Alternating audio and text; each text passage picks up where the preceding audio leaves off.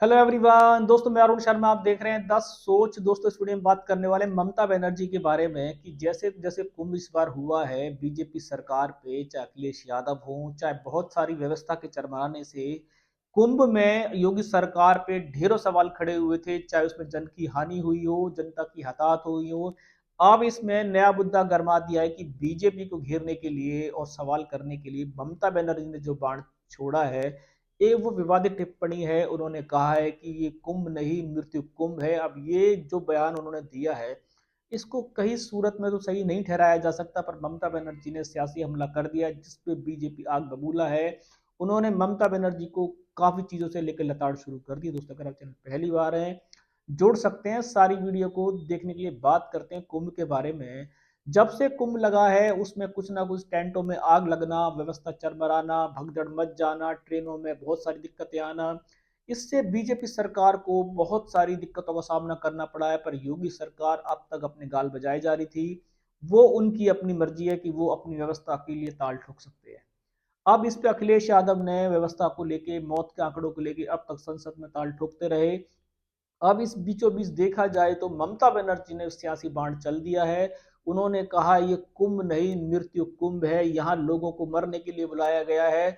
सिर्फ वीआईपीओ को सुरक्षा कैटेगरी में दिया गया, उनको ही अलग अलग कुंडों पे नहलाया गया। बाकी जनता भाड़ में जाए। जनता कहाँ मर रही है, जनता की कोई परवाह नहीं की। 15-15 किलोमीटर तक लोगों को पैदल चलाया जा रहा है।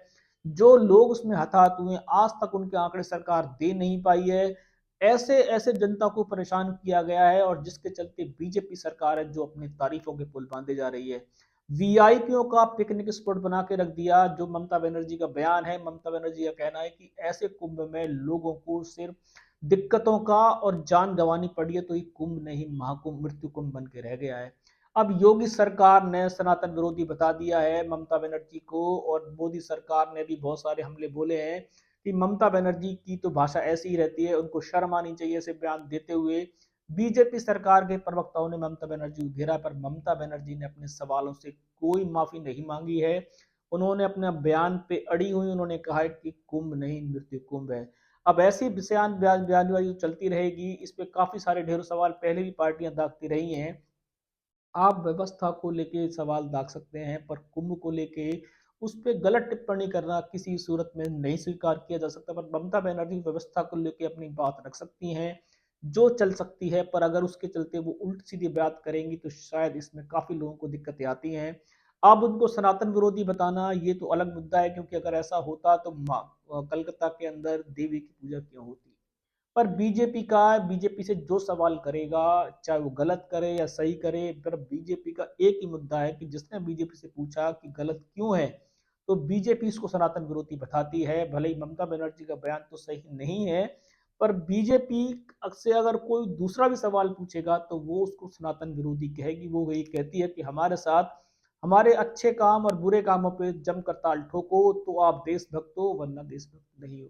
फिलहाल ममता बनर्जी ने विवादित बयान दिया। इसको बयान में कोई कोई किसी तरीके से उसको सही नहीं ठहराया जा सकता। कुंभ को मृत्यु कुंभ नहीं कहा जा सकता।